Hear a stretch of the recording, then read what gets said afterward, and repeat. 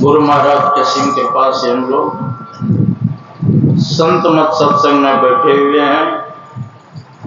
संत मत सत्संग के द्वारा एक ईश्वर भक्ति का प्रचार प्रसार किया जाता है। एक बार सुखदेव मुनि शुकरताल में गंगा तट पर परीक्षित जी को सत्संग कथा सुनाने जा रहे। ये बात स्वर्ग के देवता इंद्र को पता चला। वहां से वो अमृत का कलश लेकर के आते और कहते महाराज, परीक्षित जी को जो कथा आप सुनाने जा रहे हैं, यह इसलिए आप सुनाने जा रहे हैं कि आज के 7वें दिन इसकी मृत्यु हो जाएगी, कि मरे नहीं, इसीलिए मैं स्वर्ग से अमृत कलश लेके आया। परीक्षित को अमृत पिला दिया और उसके बदले में हम लोग देवताओं को इस सत्संग कथा सुनाइए। एवं विनिमय जाता सुधार क्या प्रपीयतम प्रापस्य वयं सर्वे श्रीमद्भागवतम। अदला बदली कर लीजिए, जैसे गांव घर में होता है ना। झारखंड में मैं गया था तो कह रहे थे एक शेर मूंग दीजिए, उसके बदले में एक शेर आप कुर्थी ले लीजिए। कुर्थी जानते हैं, पेट में अगर पथली है ना वो भी गला देता है, तो बदला कर लेते हैं। का उसी प्रकार से स्वर्ग के अमृत पिला दीजिए परीक्षित को और हम लोगों को कथा अमृत पिलाई। तो परीक्षित जी से सुखदेव मुनि पूछते हैं, क्या करोगे, स्वर्ग के अमृत पियोगे कि कथा रूपी अमृत पान करोगे? का महाराज, स्वर्ग के अमृत पीने से क्या लाभ होता है, कथा रूपी अमृत पान करने से क्या लाभ होता है? पहले दोनों को मिला लेते हैं ना, किसमें फायदा अधिक है किसमें कम है। तो कहते वो स्वर्ग के अमृत पान करोगे तो शरीर में बुढ़ापा नहीं है, शरीर में झुर्रियां नहीं पड़ेगी, शरीर मटमैला नहीं होगा, बहुत दिन तक जीते रहोगे। अकाई कथा रूपी अमृत पान करेंगे तब का इस अमृत के पान करने से जन्म मरण के चक्र से सदा के लिए छूट जाओगे। कहा तब तो हमको महाराज कथा रूपी अमृत चाहिए, हमको स्वर्ग की अमृत नहीं चाहिए। बोलिए प्रेम से। क्योंकि वो पान करने के बाद भी तो जन्म मरण के चक्र से नहीं छूटेंगे, तो हमको तो जन्म मरण के चक्र से छूटना। सुखदेव मुनि कहते हैं अभक्तास्तांसो विज्ञायो न दधोसो कथामृतम। अभक्त जान करके स्वर्ग लोक के देवता को कथा रूपी अमृत पान नहीं कराया। आप देखो देवताओं, अगर तुम प्रेम से आते, श्रद्धा से आते, तो मैं अवश्य तुम लोगों को कथा सुनूंगा। अब तुम तो यहाँ बनयोटी करने आ गए, अदला बदली करने के लिए। हाँ, कहां स्वर्ग के अमृत, कहां कथा रूपी अमृत। स्वर्ग के अमृत को कांच के टुकड़ा के समान बताया, और सत्संग रूपी कथा रूपी अमृत को मणि के उपमा दिया। कहां मणि कहां कांच, बराबरी होगा क्या? तो कभी कभी स्वर्ग के देवता को भी अधिकारी कथा का नहीं बताया गया। किनको सुनाया? परीक्षित जी। और एक सप्ताह के अंतर्गत ऐसा ब्रह्म ज्ञान का उपदेश किए सुखदेव मुनि कि परीक्षित सर्प के अंदर भी ब्रह्म का दर्शन करे। कहा, अरे सर, हमको डस लो, हमको कोई चिंता नहीं, हम तो मरने वाले आए नहीं, हम तो जन्म मरने के चक्र से सदा मुक्त है ना। मरता है शरीर, शरीर में रहने वाला आत्मा मरता है क्या? तो अजर अमर है ना, काम को नहीं मार सकता। तो कथा का कितना सत्संग का महत्व है समझ सकते हैं। निगम कल्प तरोर गलितम फलम सुख मुखात संयुतम पिबत भागवतम रसमालयम मुहुर्हो रसिका होई भाव। निगम कल्प तरोर गलितम फलम। निगम कहते हैं वेद। निगम किसको कहते हैं? वेद।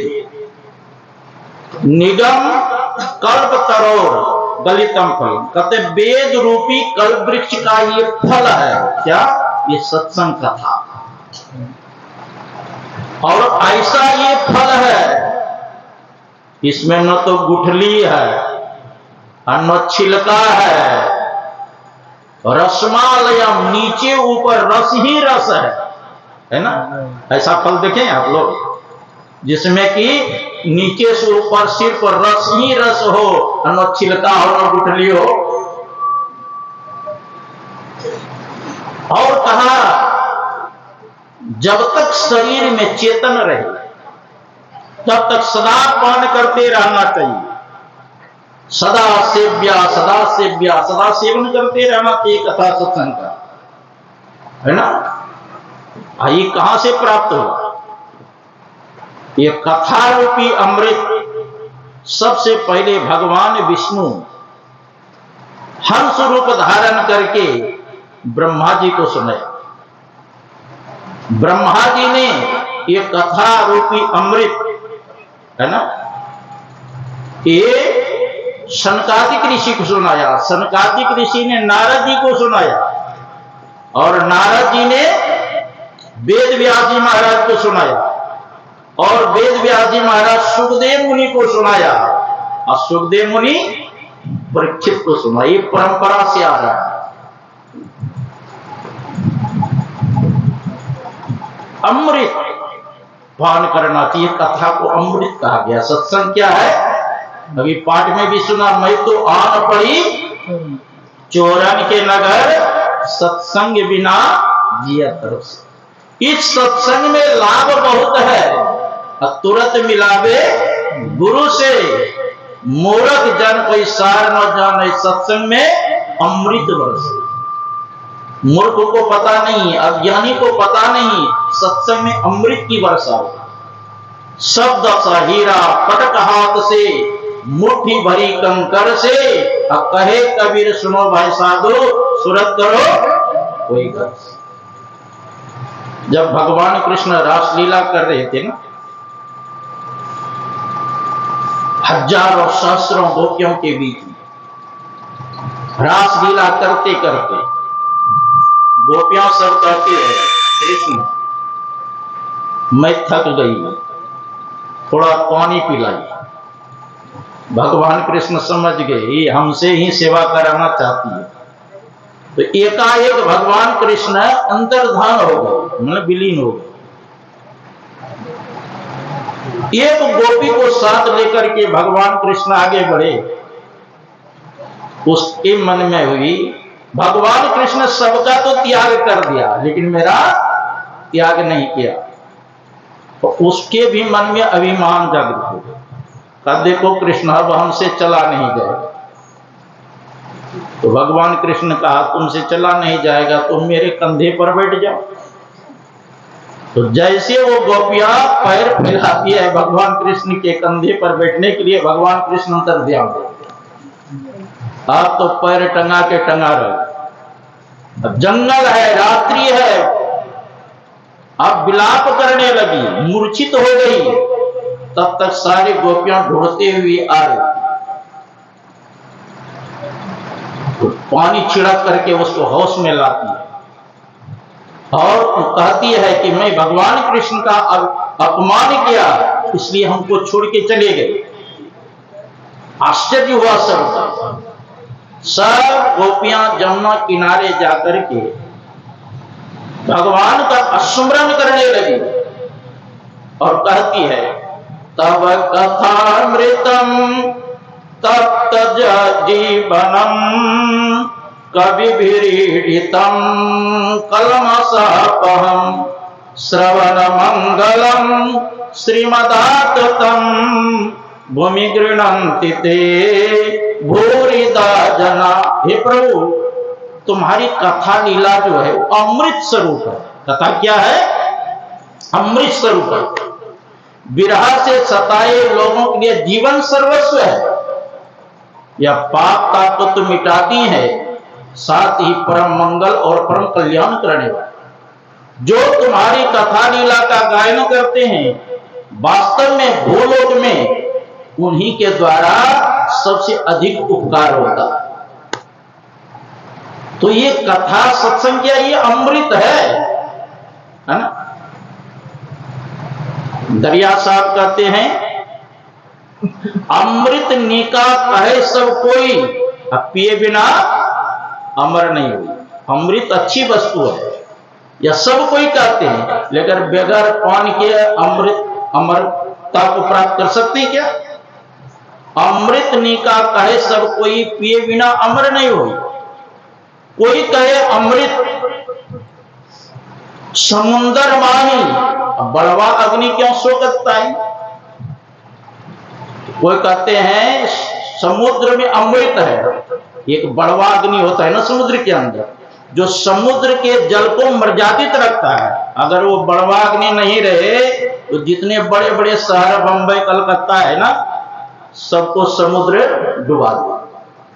वो बड़वा अग्नि मर्यादित रखते हैं। हम लोगों के पेट में जठरा अग्नि है ना, 4 प्रकार के अन्न को पचाती है। भक्ष्य भोज्य लेह चौसे 4 प्रकार के अन्न खाते हैं ना, वो हमारे पेट में क्या कहते हैं, जठरा अग्नि है, वो पचाती है। तो कहते हैं अमृत, कहते हैं कोई समुद्र के बीच में है, तो कहते समुद्र के जल को क्यों मर्यादित रखते? कोई कहे अमृत बसे पताल, स्वर्ग अंत क्यों गरसे का। अब कोई कहते वो समुद्र का है, पताल में है, लेकिन महाप्रलय में तो उसका भी नाश हो जाता है कि नहीं। पताल में एक रावण का बेटा रहता था जिसका नाम था अहिरावण। भगवान श्री राम और लक्ष्मण जी को, है ना, लंकापुरी में युद्ध हो रहा था ना, अपनी माया से भगवान श्री राम और लक्ष्मण का अपहरण करके ले गया। कहां पता? बलि चढ़ाने के लिए। हनुमान जी पता लगा करके वहां गए और अहिरावण का वध किया और भगवान राम श्री राम को और लक्ष्मण जी को वापस लाए। तो कहा अगर पताल में अमृत होता तो अहिरावण नहीं मरता। कोई कहे अमृत स्वर्गा माही, अब देव पियत क्यों खिरखिर जाए। अब कोई कहते हैं वो अमृत स्वर्ग में है, तो जब राक्षस लोग चढ़ाई करता था तो डर के मारे क्यों देवता भागते थे। अब देखो मरेगा नहीं, लेकिन मारेगा चोट तो लगेगा कि नहीं लगेगा, इसलिए डर के मारे भागते। कोई कहे अमृत ससीमा बास, घटे बढ़े क्या वो यह ना। कोई कहते हैं चंद्रमा में वो अमृत है, लेकिन घटता बढ़ता है ना। लेकिन क्या चंद्रमा घटता बढ़ता है?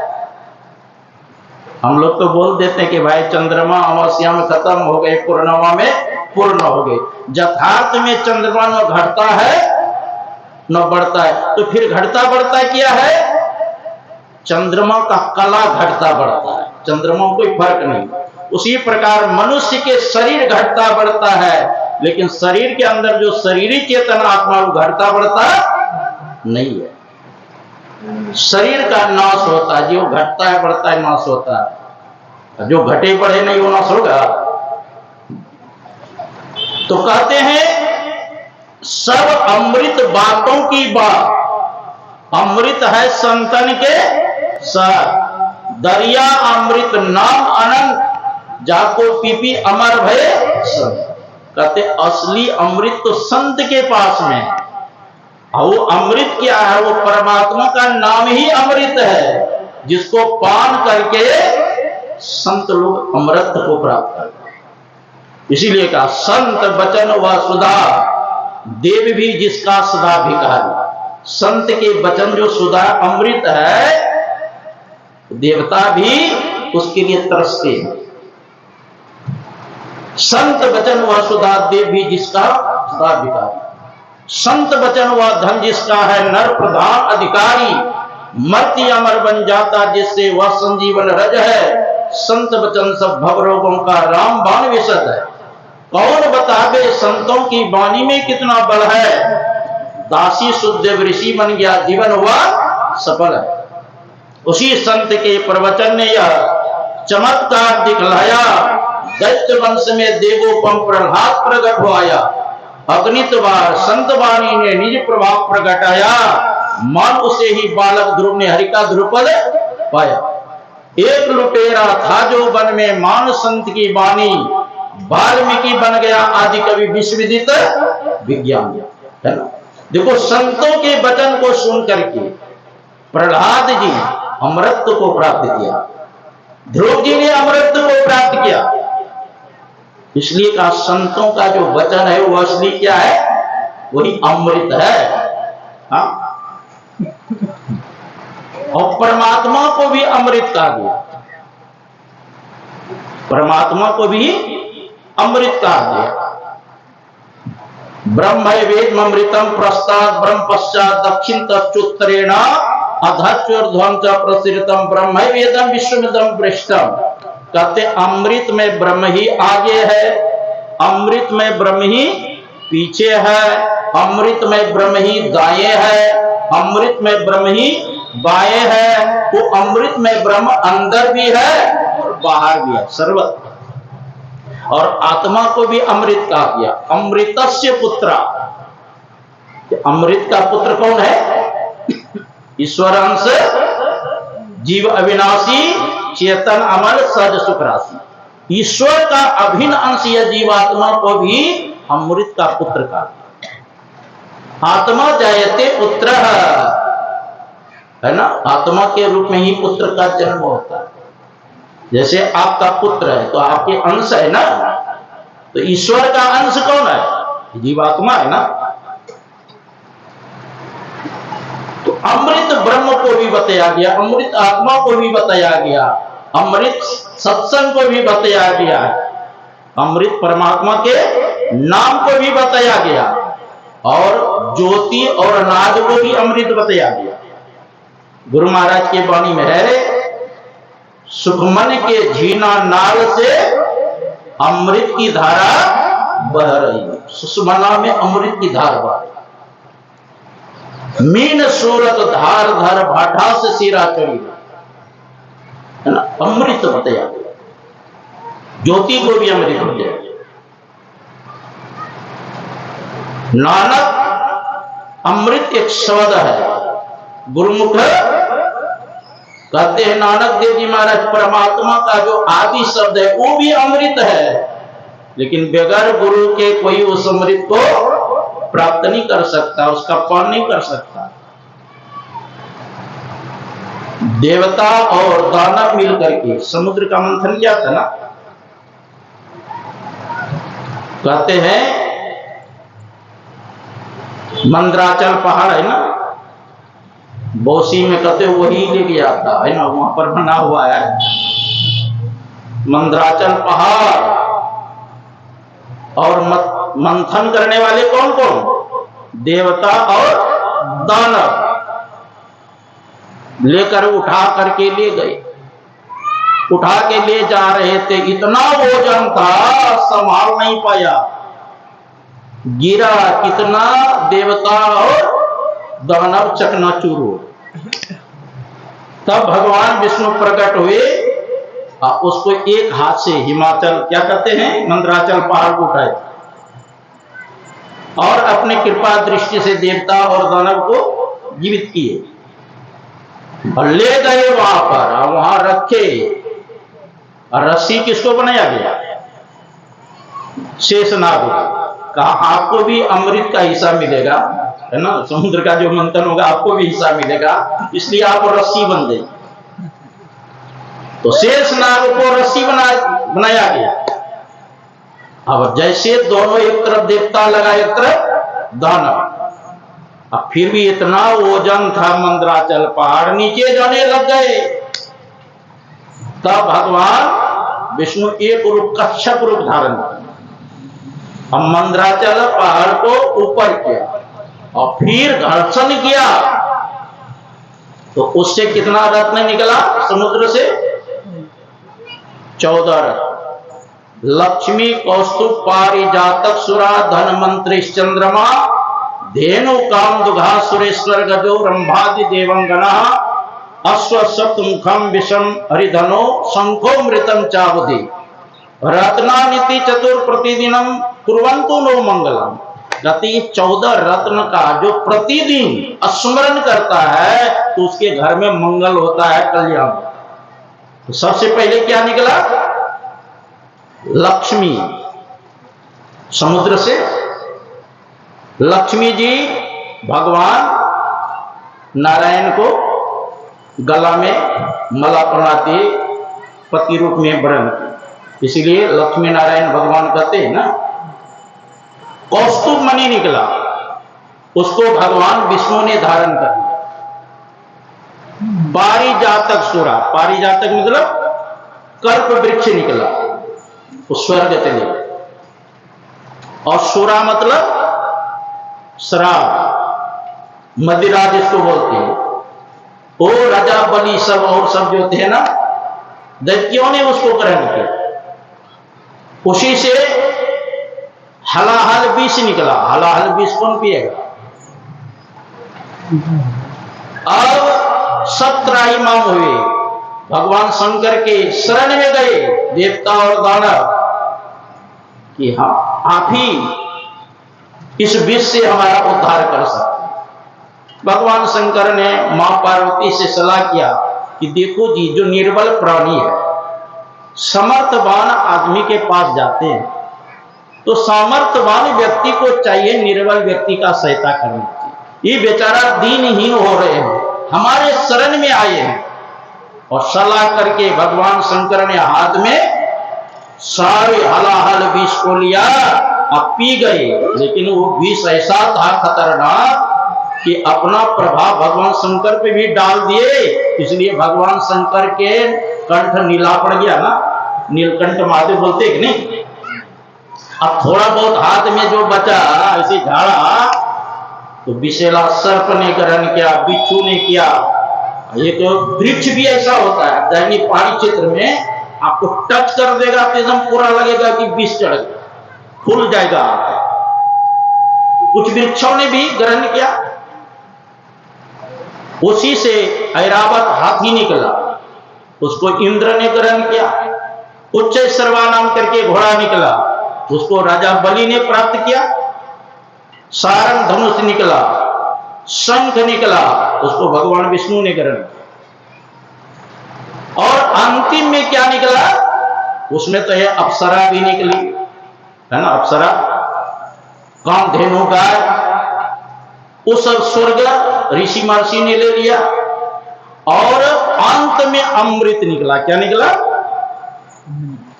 अमृत का कलश लेकर के, है ना, धन्वंतरी निकला। धन्वंतरी कौन है?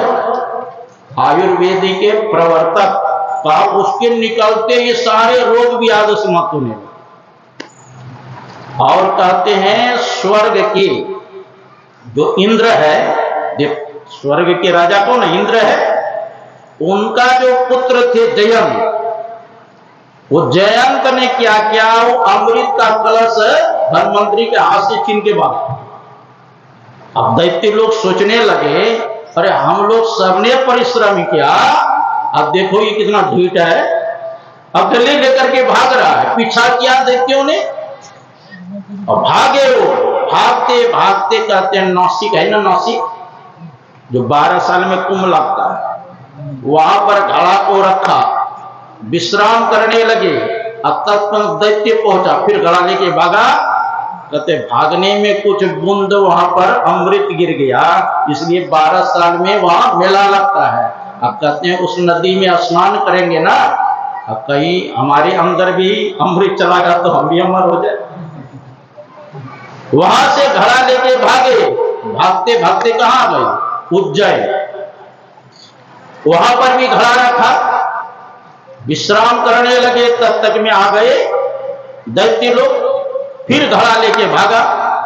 तो कहते हैं भागने में वहां भी छिलक करके कुछ बूंद गिर गया, इसलिए वहां पर भी उज्जैन में 12 साल में एक बार कुंभ मेला लगता। वहां से भागे, भागते भागते आ गया प्रयागराज, त्रिवेणी संगम। अब वहां घड़ा को रखे, अब पीछे पीछा कर रहा था ना दैत्य लोग। वहां पहुंचे, उस घड़ा को लेके भागा, इसलिए वहां भी कुछ बूंद गिर गए। इसलिए प्रयागराज में भी 12 साल में एक बार कुंभ मेला लगता है त्रिवेणी संगम पर। वहां से लेकर के भागे, भागते भागते कहां गए? हरिद्वार में हर की पीढ़ी है ना, वहां घड़ा को रखे। अब तब तक में दैत्य पहुंच गया और छीन भी लिया उसके हाथ। छीना झपटी में तो बेसी गिरा हुआ ना अमृत, इसलिए वहां भी 12 साल में एक बार कुंभ मेला लगता है।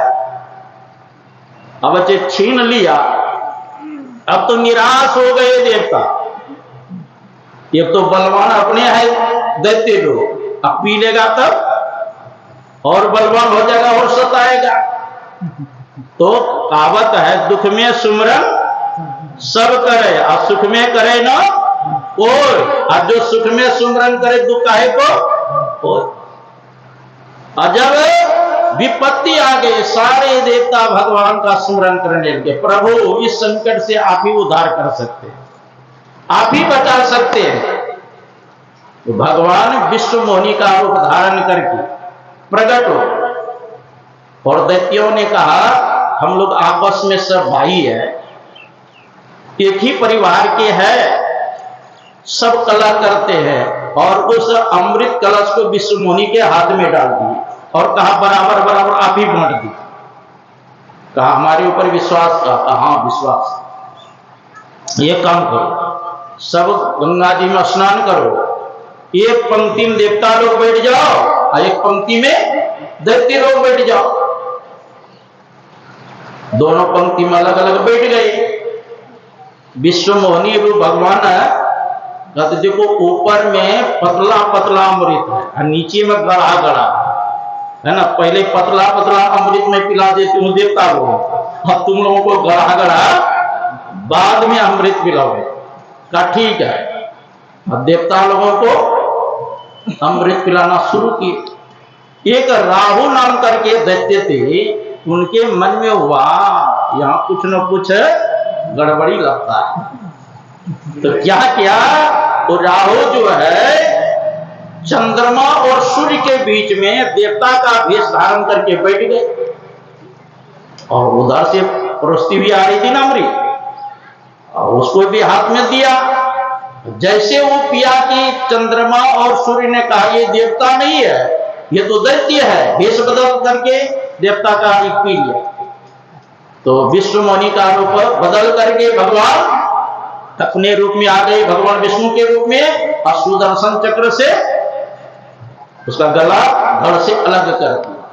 तो अमृत तो चला गया था ना, इसलिए ग्रह में राहु, ग्रह कहते हैं उसको, ग्रह रूप में प्राप्त करा दिया। तो उसी के लेकर के वो राहु केतु जो होता है ना, चंद्रमा का ग्रहण करते हैं ना, कहते हैं सूर्य चंद्र ग्रहण हो गया, उसके दायरे में आ जाते हैं। और सूर्य के सामने जब आ जाते हैं कहते हैं सूर्य ग्रहण है। तो फिर युद्ध हुआ, कितने दैत्य मारे गए। तो शुक्राचार्य के पास अमृत विद्या थी, है ना, उसके द्वारा उन्होंने फिर दैत्य को जीवित कर। तो कहने का मतलब है कि ये सब अमृत पान करने से भी जन्म मरण के चक्र से नहीं बच सकते। असली अमृत है कि परमात्मा का नाम, परमात्मा के प्रकाश और परमात्मा के शब्द को अमृत कहा गया।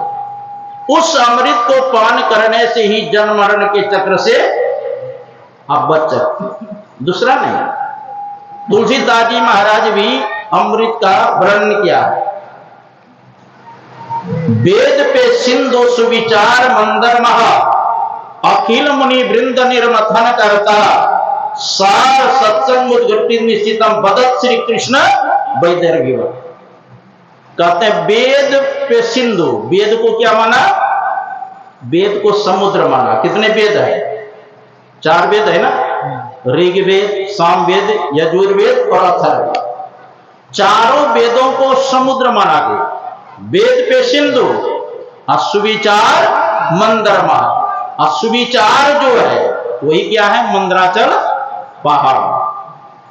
अखिल मुनि वृंद निर्मथन करता, वहां तो समुद्र का दैत्य और देवता मंथन करे।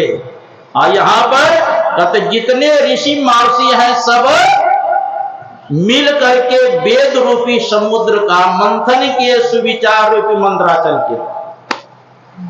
कहा कि इस वेद रूपी समुद्र से जो निकलेगा वो सार गर्भित, इसका निर्णय करने वाला कोई चाहिए कि नहीं। तो निर्णय करने के लिए रुक्मणी के पति भगवान कृष्ण को रखा गया।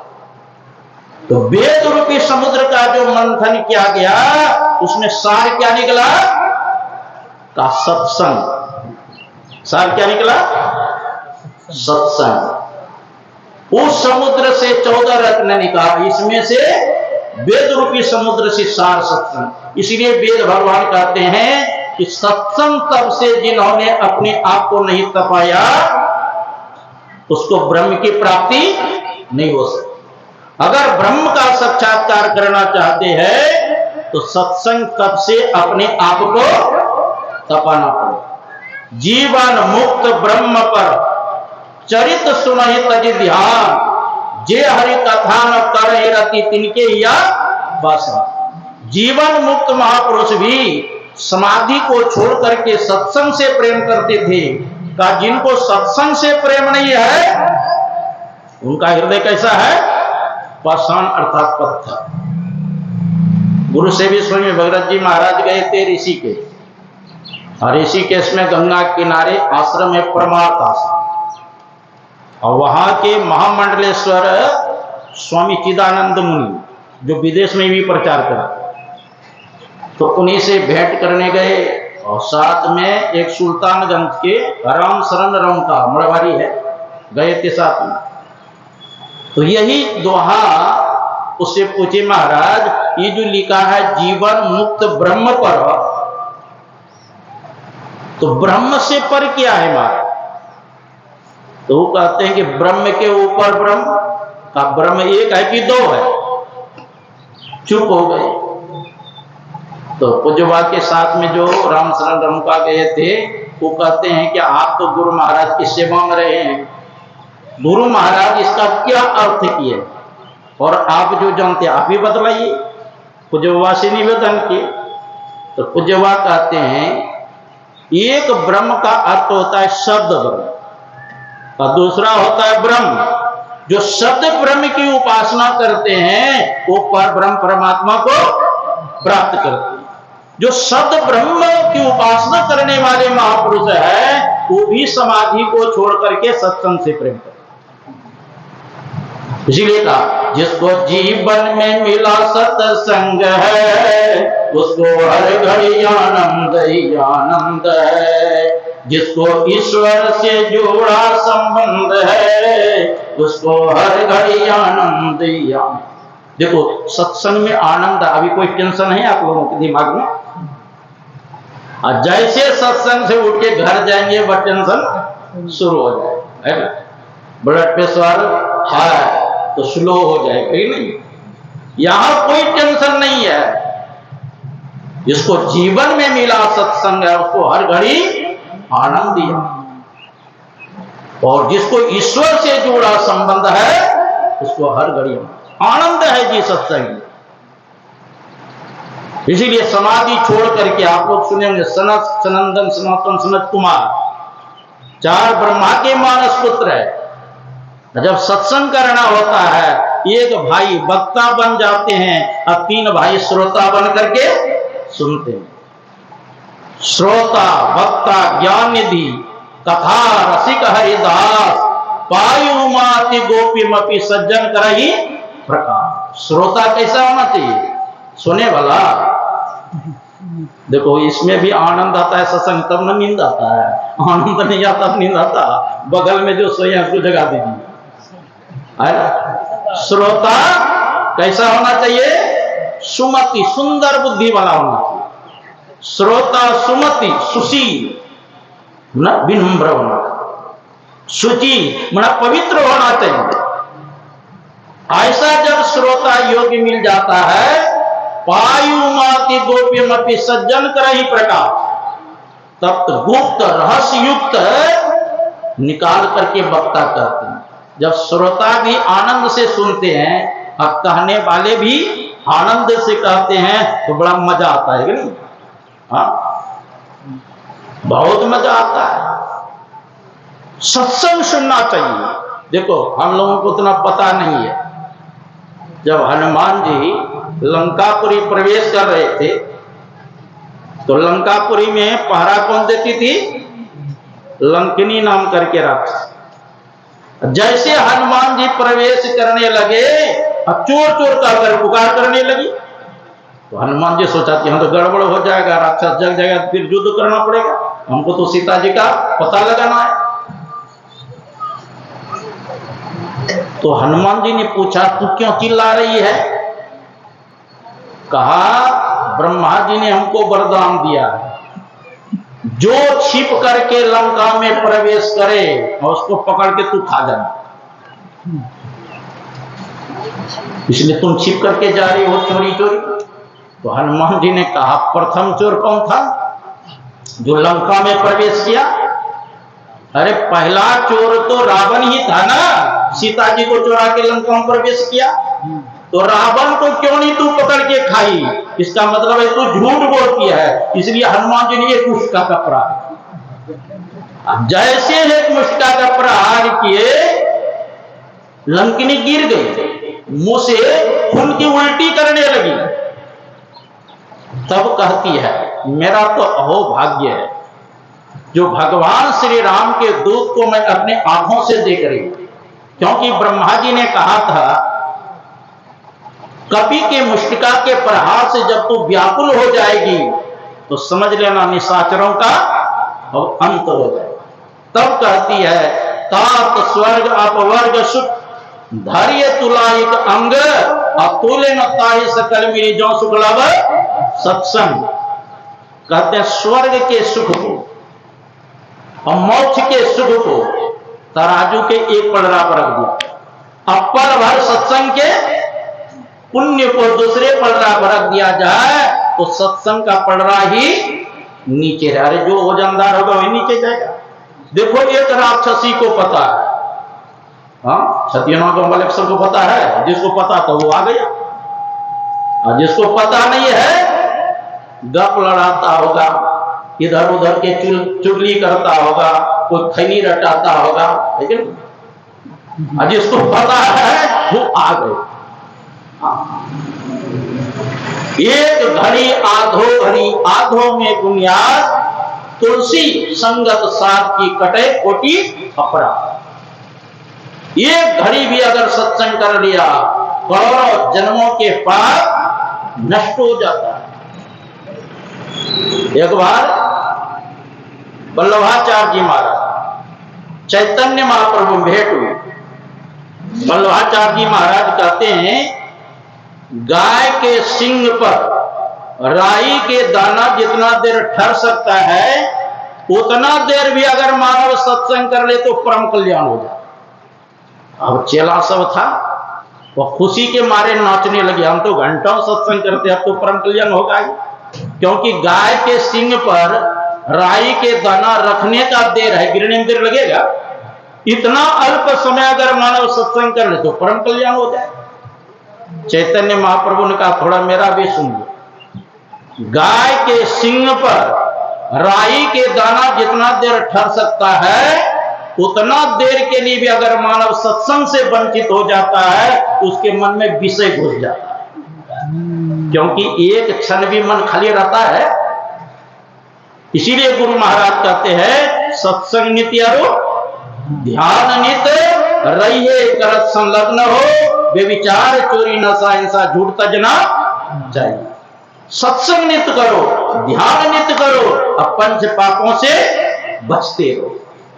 धर्म कथा बाहर सत्संग, अंतर सत्संग ध्यान। ये बाह्य सत्संग है ना। आंतरिक सत्संग क्या है? आंख बंद करके मानस जप मानस ध्यान दृष्टि अनुसंधान कर दिए, आंतरिक सत्संग। दोनों प्रकार के सत्संग करेंगे तब परम कल्याण होगा। गुरु महाराज गए थे कहलगांव, महर्षि में प्रमाण जी महाराज इनका तस्वीर बना, सब सत्संगी आ गए सत्संग। एक पुराना सत्संगी सत्संग में नहीं आते, तो गुरु महाराज कहते हैं कि अमुक बाबू जो पुराने सत्संगी का है, का हजूर वो सत्संग करना छोड़ दिया। का क्यों? कहते हैं गुरु महाराज जो हमको बताए हैं मानस जप मानस ध्यान दृष्टि नदम वो तो करता ही हूं, और जो सत्संग में कहा जाता है वो तो मैं जानता ही हूं। फालतू समय क्यों लगा रहे 2-3 घंटा सत्संग में जाना, है ना, उसको फालतू मालूम हो। गुरु महाराज कहते उसको बुलाओ तो गुरु महाराज के नाम लिए तो आए, प्रणाम के बैठ गए। क्यों जी सत्संग नहीं करते? हजूर जो आप बताए हैं ना वो मैं करता ही हूं, और जो सत्संग में कहा जाता है वो तो जानता ही हूं, है ना। गुरु महाराज के सामने कहते हैं जो सत्संग में कहा जाता है वो जानता ही हूं, इसलिए मैं सत्संग में नहीं जाता। तो सुनो, सत्संग नहीं करेंगे तो प्रेरणा नहीं मिलेगा, प्रेरणा जब नहीं मिलेगा तो धीरे धीरे ध्यान करना भी छोड़ देंगे। ये सत्संग क्या है? ये जल का काम करता है। ध्यान क्या है? तो भोजन का काम करता है। अब कोई कंठ भर भोजन कर ले, अब पानी नहीं पिए पचेगा, है ना। कभी कभी भूल जाते होंगे तो सुबह उठते हैं धुनियांगी ढेकार देता है कि नहीं, दुआ जैसा अनपढ़ हो जाएगा। इसीलिए गुरु महाराज कहते हैं ध्यान भी और सत्संग दोनों की आवश्यकता है। बड़े बड़े महापुरुष भी दोनों करते थे, हम लोगों को भी गुरु महाराज शिक्षा देके गए। और सत्संग करने से लाभ क्या होगा? का सत्संग करने से लाभ होगा कि 4 फल की प्राप्ति होगी। कितना फल? 4। कौन कौन? आम कटहल बड़हर केला, कहीं तो खाओगे पच जाएगा, तब कौन फल मिलेगा? मार का सुनी सम जहि जन मुदित मनो मज्जहि अति अनुराग लहई 4 फल अछत तनु साधु समाज। जो संतों के समाज में जाकर के आनंद मन से सुनते और समझते हैं, शरीर रहते 4 फल की प्राप्ति होगी, अर्थ धर्म काम और मोक्ष। अर्थ कहते संपत्ति को। आपके पास अगर अर्थ नहीं हो तो क्या अखिल भारतीय सत्संग करा सकते हैं? नगोचिया में अखिल भारतीय हुआ तो वहां 28 लाख में खाली पंडाले किया गया, है ना। सबसे बड़ा पंडाल बना था, 800 बाई 600 का पंडाल बना था। तो आपके पास अर्थ आएगा तब न धर्म करेंगे, क्योंकि बिनु धन धर्म होई न खगेशा, बिना धन का धर्म होगा। और जब धर्म करेंगे फिर आपकी मनोकामना पूर्ण होगा, इच्छा की पूर्ति, और अंत में मोक्ष मुक्ति मिल जाएगी, जन्म मरण के चक्र से सदा छूट जाएंगे। कितना लाभ है। गुरु महाराज गए थे गोड्डा जिला और बिहार का बॉर्डर है, झारखंड बिहार के, पंजवारा बाजार। कुछ बनिया भाई आए गुरु महाराज को प्रणाम करके, कहते महाराज आप क्या करते हैं। गुरु महाराज को देखते हैं कि मैं साधु वेश में क्या करूंगा, सत्संग करता हूं, ईश्वर की भक्ति करता हूं। का सत्संग करने से क्या लाभ होता है। तो गुरु महाराज कहते हैं आपको क्या चाहिए। तो चुप हो गए। पहले तो कहते हैं चुप रहे, फिर कहते हैं महाराज चाहना की कमी है, 1 लाख हो तमन्ना। तो कहते हैं आप लोग पढ़े लिखे हैं, सारे चाहना को समेट करके ये क्या चाहिए। अब कभी सत्संग में गया ही नहीं तो उसको क्या पता सारे चाहना कैसे समेटी जाती। चुप हो गए। तो गुरु महाराज कहते हैं आप चुप हो गए, मैं ही कहता सुनिए, आप सुबुद्धि चाहते हैं कि कुबुद्धि चाहते हैं। कहा महाराज हम लोग तो सुबुद्धि चाहते हैं। संसार में कीर्ति चाहते हैं कि अपकीर्ति चाहते हैं। कहा महाराज हम लोग तो संसार में कीर्ति चाहते हैं। आप संसार में धनवान होके रहना चाहते हैं कि निर्धन बन के रहना चाहते हैं। कहा महाराज हम लोग तो धनवान होके रहना चाहते हैं। कहा शांति से मृत्यु को प्राप्त करना चाहते हो, अशांति से मृत्यु को प्राप्त करना चाहते हो। कहा महाराज हम लोग तो शांति से मृत्यु प्राप्त करना चाहते हैं। कहा मरने के बाद सुगति चाहते हो दुर्गति चाहते हो। कहा महाराज हम लोग तो सुगति चाहते हैं। कहा तुलसीदास जी महाराज ने लिखा है, मति की रति गति भूति भलाई, जब जही जतन जहां जही पाई, सो जानव सत्संग प्रभाव, लोको वेदना आनो। सुबुद्धि चाहते हैं, सत्संग कीजिए आपकी सुबुद्धि होगी। आप समाज में कीर्ति चाहते हैं, सत्संग कीजिए आपकी कीर्ति फैलेगी। आप धन चाहते हैं, सत्संग कीजिए आपको धन भी मिलेगा। शांति से मृत्यु को प्राप्त करना चाहते हो, सत्संग कीजिए शांति से आपकी मृत्यु होगी। और मरने के बाद सदगति चाहते हो, सत्संग कीजिए आपकी सदगति होगी। अगर ये पांचों चीजें मिल जाए तो और छठा चाहिए कुछ। मनिहारी में सत्संग मंदिर है कटिहार जिला में, एक ढोलबाजा बाजार भागलपुरी जिला में पड़ता है, माधो दास। गुरु महाराज कहते हैं अरे माधो ध्यान सत्संग करते हो जी। कहा गुरुदेव जितना करना चाहिए उतना नहीं कर पाता हूं, क्योंकि कमाने वाले मैं एक व्यक्ति हूं और खाने वाले 7 व्यक्ति। मैं घोड़ा पर लाद कर घोड़ा से मैं बाजार जाता हूं शिवनारायण हाट, और वहां से छैया गुड़ और नमक लाता हूं और उसको बाजार में बेचता हूं, और उससे जो इनकम होता है पूरे परिवार का भरण पोषण करता हूं। इसलिए जितना करना चाहिए सत्संग ध्यान नहीं कर पाता हूं। गुरु महाराज कहते हैं सुनो माधो, जो ध्यान सत्संग करते हैं उसका परिस्थिति का निर्माण होता है। समझा। अजी अजी गुरु महाराज के बात को मान करके वो सत्संग और ध्यान करने लग गए निमित्त रूप से। अगर उस समय कोई ग्राहक भी आ जाता था सत्संग ध्यान करने, तो नहीं उठ के देता था। पहले ध्यान सत्संग कर लेते थे, तब दुकान खोलते, तब किसी को देते थे। एक बार क्या हुआ, कोई सदगृहस्थ कहीं जाना था उनको, उन्होंने 40 मन मकई दिया माधोदास कि जिस रेट में अभी मकई बिक रहा है ना, इसी रेट से हमको पैसा देना, और जब भाव बढ़ जाए तो इसको बेच लेना। तो 4-5 दिन के बाद 5 रुपया मन मकई का भाव बढ़ गया। अभी तो 5 रुपया कुछ नहीं है ना, उस समय बहुत होता था 5। तो 5 रुपया मन बचा, तो 40 मन में कितना हो गया, 200 एक्स्ट्रा हुआ पैसा। मालिक आए सब पैसा देने लगा, नहीं जिस रेट में मैं दिया उतने चाहिए, बाकी 200 रुपया आप रख लीजिए। एवं प्रकार से ध्यान सत्संग करते रहे, अपना जो रोजगार का वो भी करते रहे, जमीन भी खरीद लिया, कितना पक्का का मकान बना लिया। और भाई में जब बंटवारा हुआ तो 53 शेर चांदी का सिक्का हिस्सा हुआ। तो जो सत्संग ध्यान करते हैं कमी रहेगा? हाँ, गुरु महाराज ने कृपा की, 1 रुपया में 1 चावल जब मिलेगा तो पर भी मेरे भक्त भूखे नहीं रहेंगे। बोलिए प्रेम से। भगवान कृष्ण तो उद्घोष किया है, जो मई भजे भजो मैं वाको कल न पड़त नहीं एक घड़ी। जो मेरा भजन करता है मैं भी उनका भजन करता हूं, उनका योगक्षेम मैं स्वयं करता हूं। इसलिए हम लोगों को समय पर सत्संग, ध्यान, ईश्वर की आराधना करें तो हम लोगों का परम कल्याण होगा। अभी के सत्संग में इतना ही कहा गया, फिर अपराह्नकालीन सुनेंगे। एक हम लोग भजन श्रवण करें, उसके बाद जो है हम संचालक से सुनेंगे। बोलिए श्री सद्गुरु महाराज, श्री सद्गुरु महाराज की जय। भजन देते एक भजन हमारे